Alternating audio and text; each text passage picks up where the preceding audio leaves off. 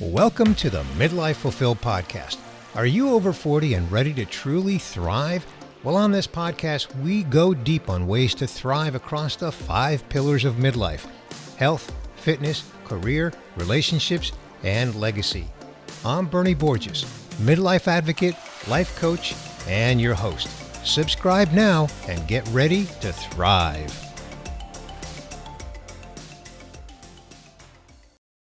Maureen Wiley Clough, welcome back to the Midlife Fulfilled podcast, another maximum episode. I'm so pleased to be here. Thank you so much, Bernie. Thank you, Maureen. Well, you were on episode 134. I don't know when that was, but let's just say that it was about 80 episodes ago, give or take. And just to refresh my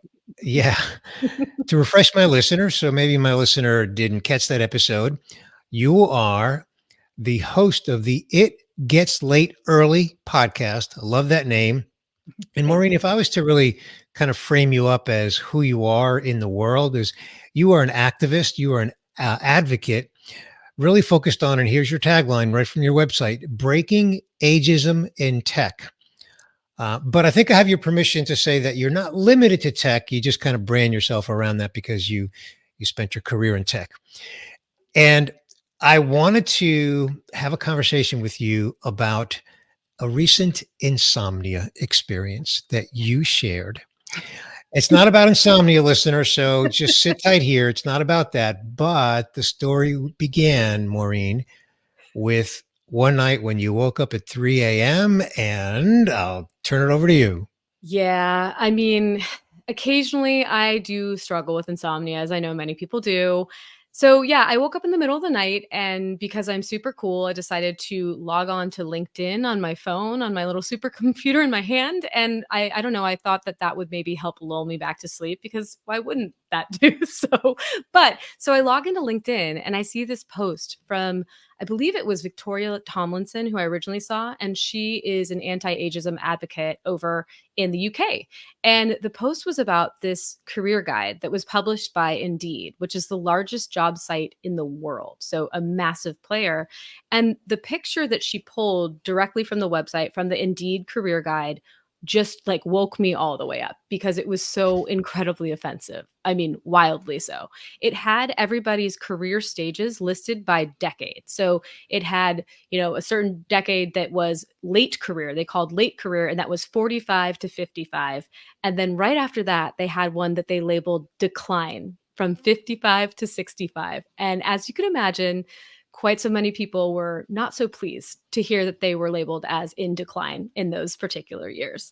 So I was floored. I had to go and read it myself, see it to believe it. And it was still on the Indeed website at that point. So I took a look through it, and it was actually even worse than just those labels would indicate. I actually read through the entire thing, and it said things like, hey, when you're in your late career stage, you should stop focusing on things like learning and start thinking about training a successor. And I was like, what is this drivel? And so I woke up and I penned this post, this impassioned post about how wrong this was, how deeply ageist the language within it was, how outdated the guide was, how it was kind of like reflective of how a lot of employers think of the workplace. And so it was somewhat of a, they said the quiet part out loud and published it for all to see type of scenario. And I hit post, except for I had scheduled it to release at around 8 a.m. Pacific. I'm on the Pacific time zone. And for some reason, LinkedIn messed up and it posted it in the middle of the night. So my insomnia musings were posted at 3 a.m., which ended up being really funny because when I woke up later and I pulled up LinkedIn, I had a gazillion notifications and the post had gone viral, along with those of the other people I'd mentioned, like Victoria Tomlinson and Lindsay Simpson of 55 Redefined, and several other people who were over in the UK. So I posted it, and my audience is typically, in the United States. And so I thought they wouldn't see it. So it was interesting because it pushed it to a different audience that I don't normally have in my network. So it had spread like wildfire. And by about 9:15 a.m. Pacific, I had received on my post itself a a comment from Indeed corporate, from their social media account, saying, "We are so sorry. This was so wrong. We have pulled it off the website, and basically are bad," right?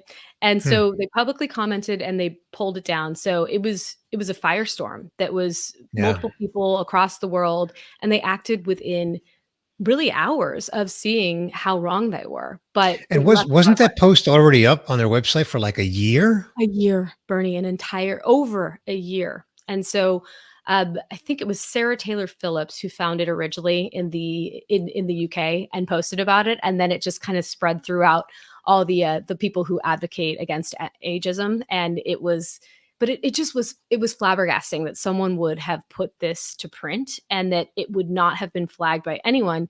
And it really underscored to me, it's like, tell me you don't hire anyone on your editorial team over 40 without telling me you don't hire anyone on your Right. editorial team over Right. 40, because it was uniformly and universally panned. It was Yeah. terrible. It's Yeah. like the worst career advice ever written.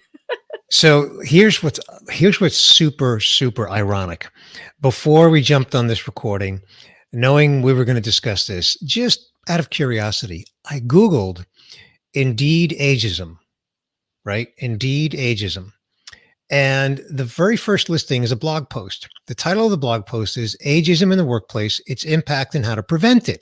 Mm. And it's a pretty long, detailed blog post. What is ageism in the workplace? And then a bunch of paragraphs, benefits of hiring older workers, increased loyalty, experience, different perspective, ageism examples in the work. I mean, the blog post goes on and on and on. And Maureen, this blog post is from Indeed. It's on the Indeed website.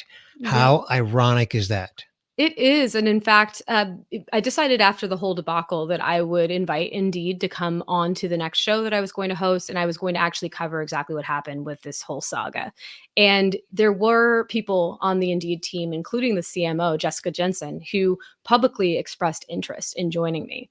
And then I was sent to, an external, basically PR firm, Indeed PR, whatever it was called.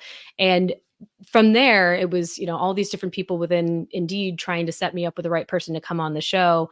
But eventually what happened was, even though we were in the process of scheduling someone, the external crisis comms team just said, "You will not be having anyone on the show with you." Yeah. So Yeah. that's not going to happen. But yeah, he did actually, and tying it back to what you had just said about the piece on their website, he said, "I have this particular statement I want you to read on the air to your listeners." And he also provided me with a bunch of links, including the link to the piece that you just mentioned. So he's like, "We have these other things for older workers, and we care about this, and we're sorry."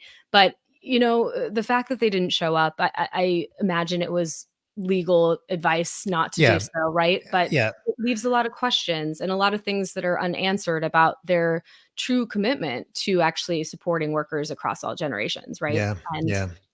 yeah. So let's segue to kind of the bigger picture here, because this is just an example. Of course, you are focused on this, Maureen. Your whole podcast is about it. Your very professional existence is all about this whole ageism conundrum that many of us face. What are you seeing in the time that you've been advocating? You've been an activist. You've been podcasting.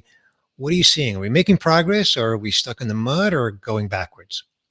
Well, it's interesting. The EEOC actually just released a report last week called High Tech, Low Inclusion, which is an excellent burn and very illustrative of exactly what's within that report.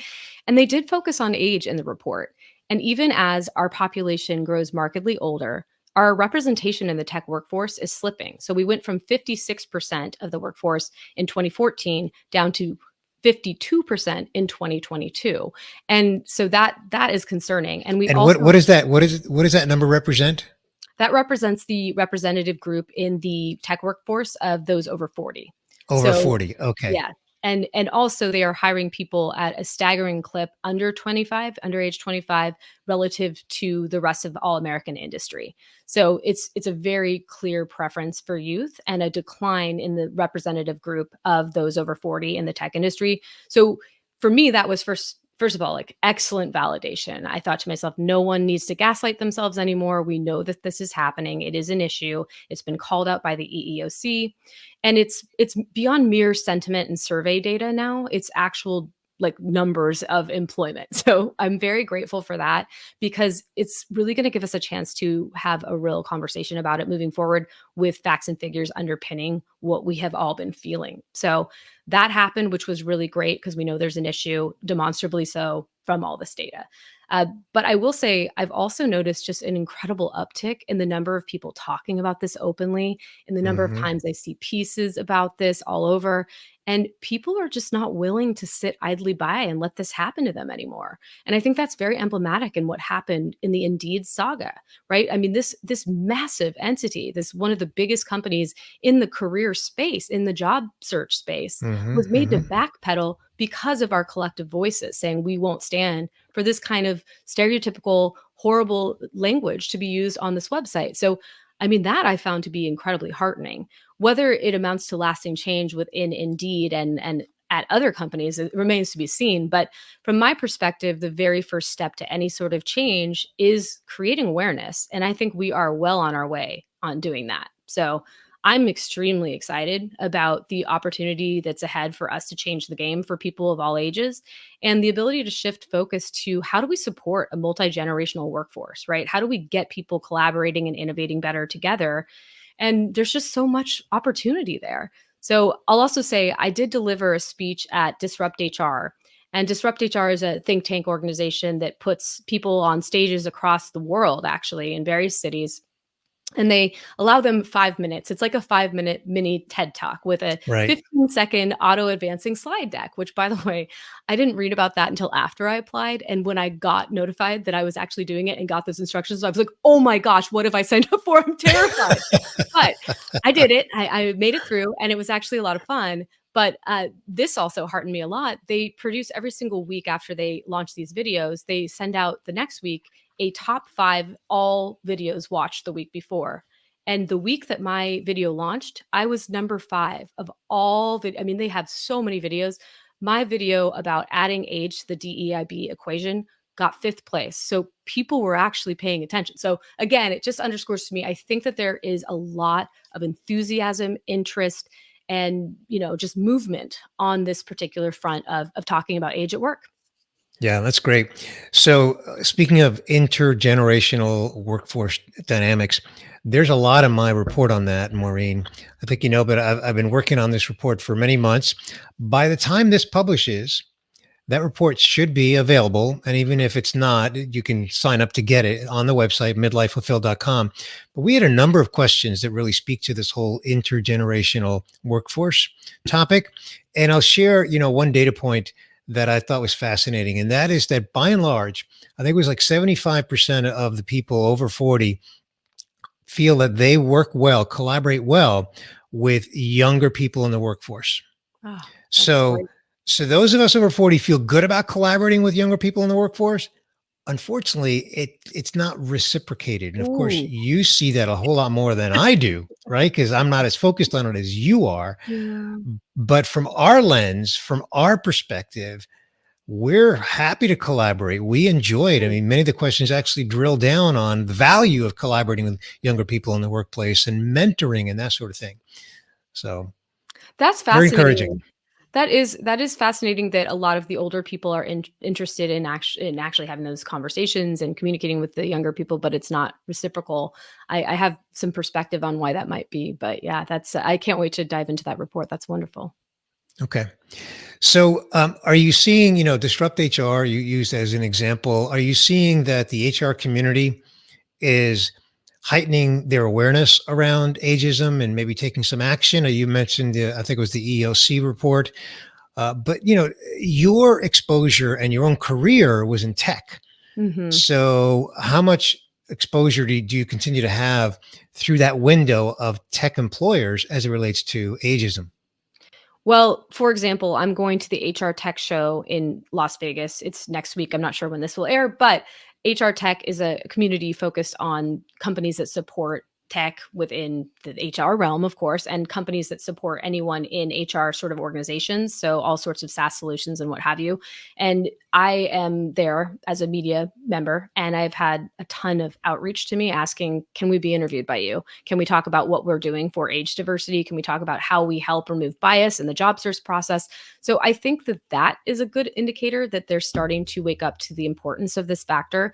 I still think we're in early days, though. I mean, I know that this survey at this point by PwC is rather old at this point, but the last data collected on how many organizations are using age as part of DEIB initiatives, it was pretty grim. It was like only 8% of organizations care about age right now or focus on it right now. I do think that that needs to be revised. I imagine it's better than that now, but we've really we're at the tip of the iceberg here. I mean, we have a lot of ground to cover, but I do think that there is enhanced interest in it. So I'll get back to you after I go to that session next week and tell you how it goes. Those conversations are going and how much, merit I would say is behind the statement that things are changing. Well, actually, you don't have to get back to me. I'll just tune into your That's media true. coverage, right? Join my Your show. Yeah, that's true. podcast, your Yeah. videos. I'll just be Very good tuning in point. Very as good. I Good often point. do. Yeah, yeah. A few episodes ago, I featured a gentleman by the name of Mark Daly, and he shared a story. He's in his early 60s, and I'm in my mid 60s. So, I talk about age pride. I never deny that. I never hide that. So he's in his early, maybe mid 60s. I don't know.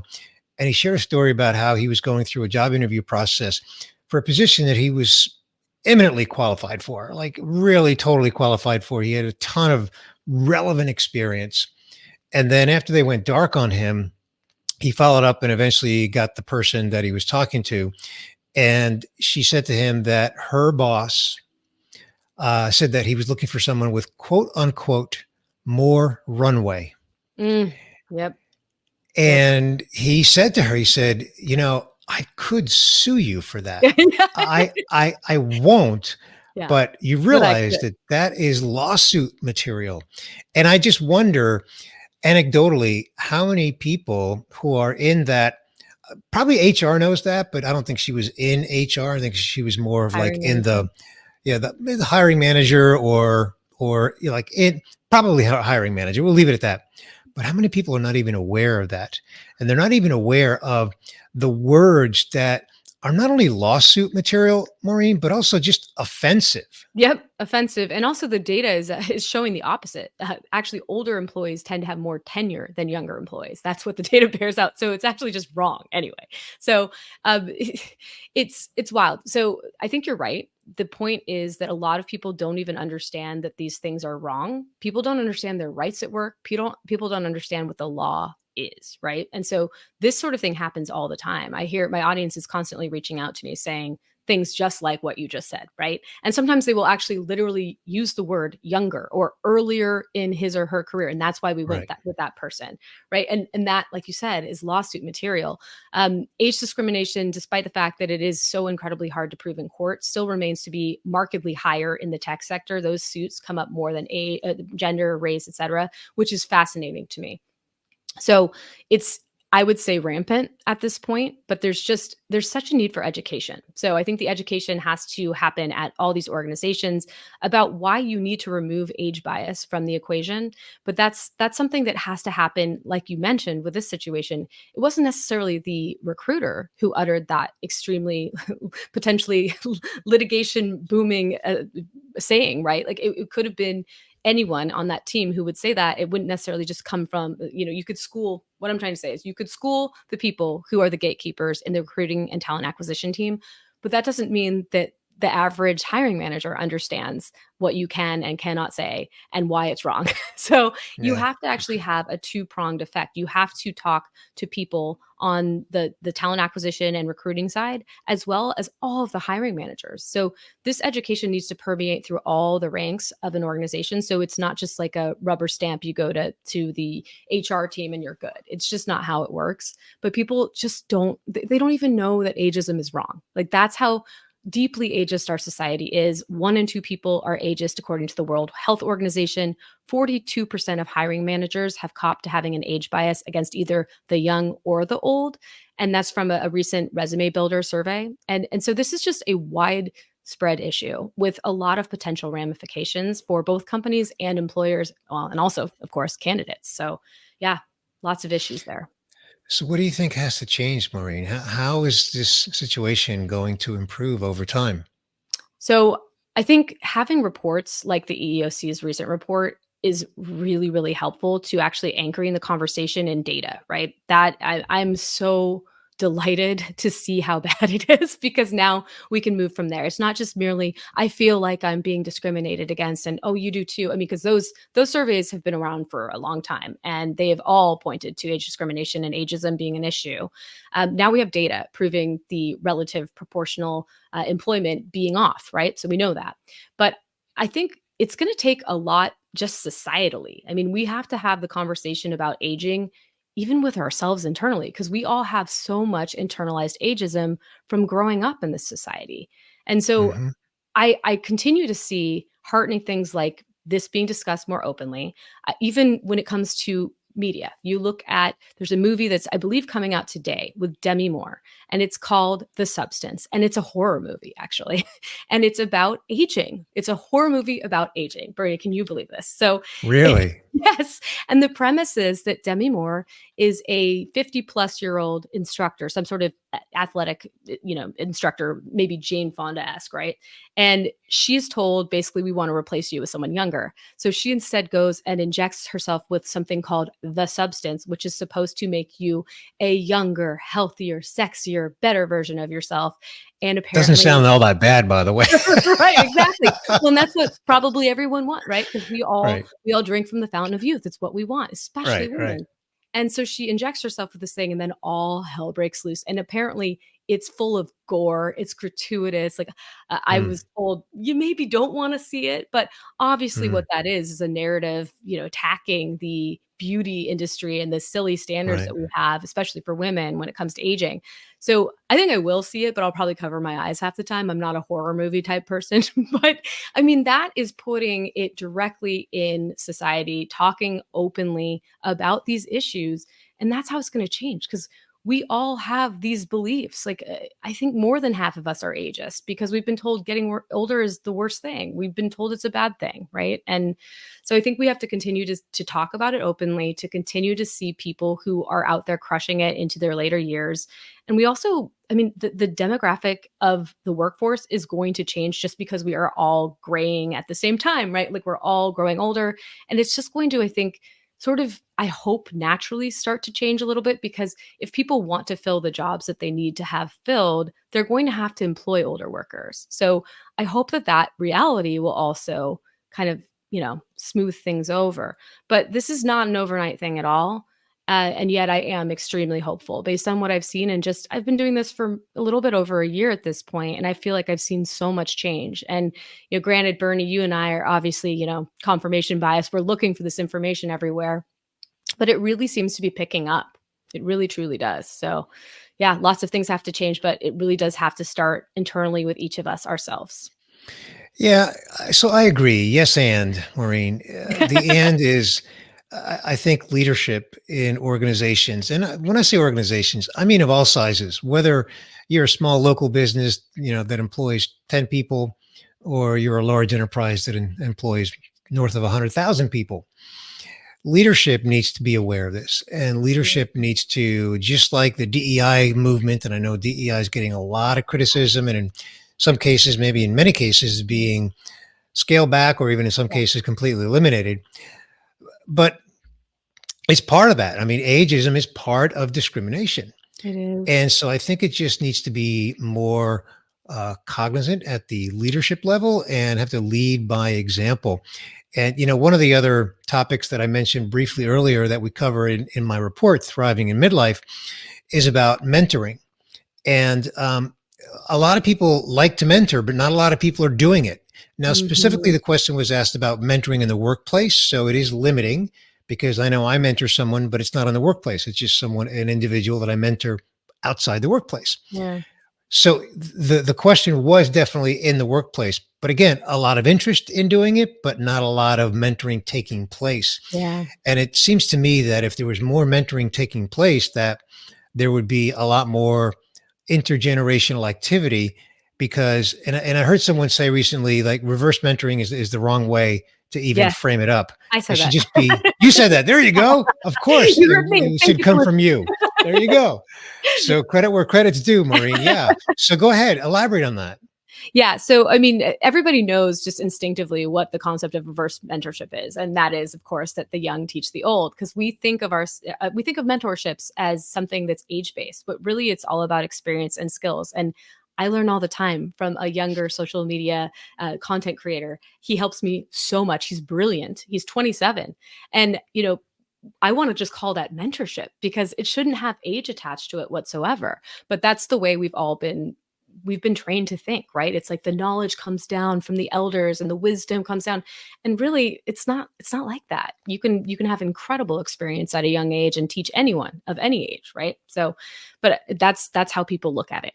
And I think it needs to shift a little bit. I think there's a little bit of a hierarchical sense that people maybe don't feel comfortable with either when you add that sort of component of the different levels and you ascribe meaning to someone who's older just by virtue of the fact they've been around longer, right? So I think it does need to shift, but I understand why that concept exists, right? But we'll move on from it. But you mentioned something in the last question or the last discussion point that I think is worth calling out about leadership being really attuned to this. And I hate to say this, Bernie, but I think they very much are right now. I think they know what's happening. They are culling older workers. These return to office, I call them return to office layoffs because I think that's what they are. These mandates, they know that it's going to impact older, more experienced workers predominantly, and that they're going to be the ones that leave. And it's a way to get them to flee for the exits and not have to pay them severance, not have to pay for unemployment. It sounds better PR wise. They left versus we fired a bunch of people.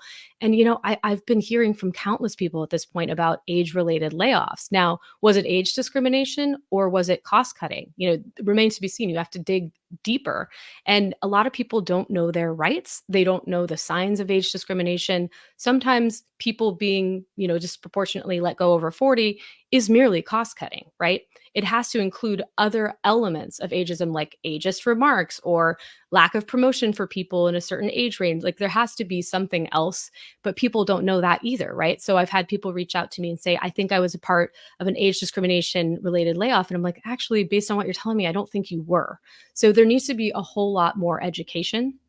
And I hope that, for example, the case that's proceeding against Elon Musk's X Corporation for the layoffs that are allegedly for those over 50, I hope that there's merit to that case because it's kind of interesting. I think if there isn't, it does a disservice to us working on this, right? Because if there's no merit there, it's going to sound like people who are just upset about something that happened to them, and it's going to be at the detriment of the larger movement because ageism exists. It's not always taking place in these layoffs. But again, the fact remains these layoffs, and this is the thing that nobody in the media is talking about yet, these layoffs are predominantly impacting older workers. And there's a massive brain drain of those potential, some of them potential mentors, right? Not all, because it's not age related, but the ability to pull experienced workers into the workplace and help with the intergenerational collaboration, it's all walking out the door right now. And no one is talking about it.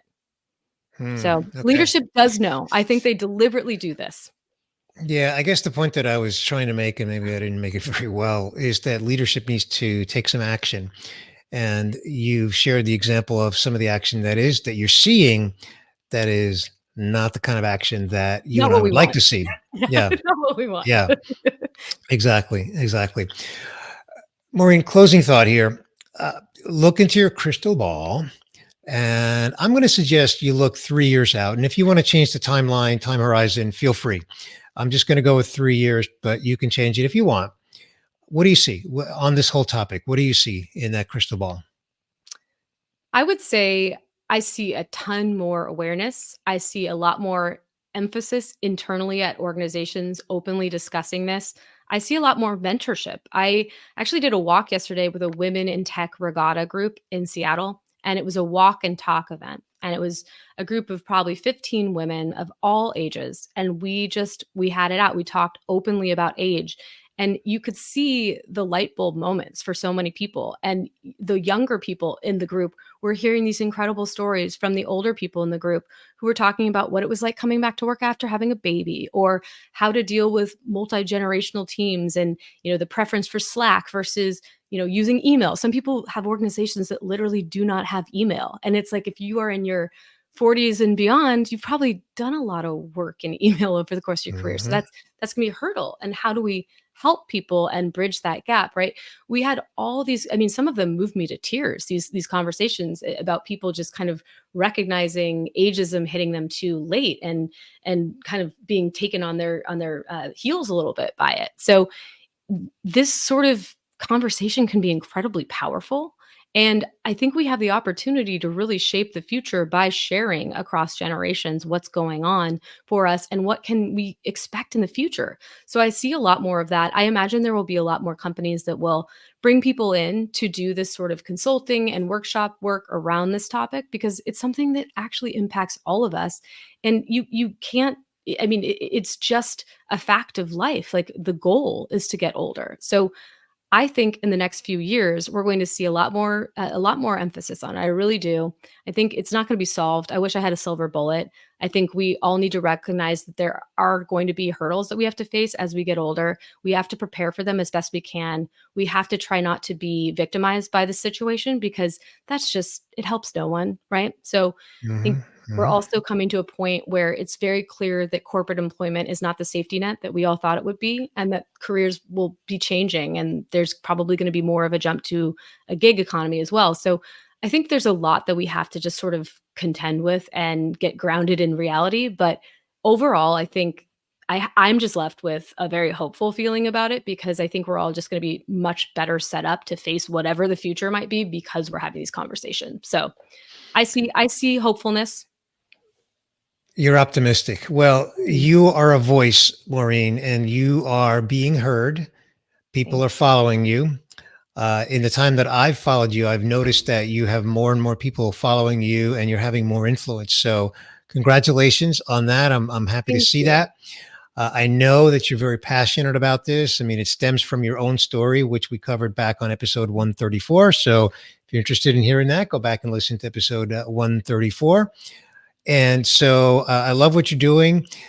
It gets late early. That is your website. That is your podcast. I want to direct people there to just connect with you. And Maureen, just thank you so much for joining me on this maximum episode.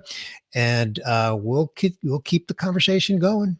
We sure will. Thank you so much for fighting the good fight out there, Bernie. I'm so inspired by you.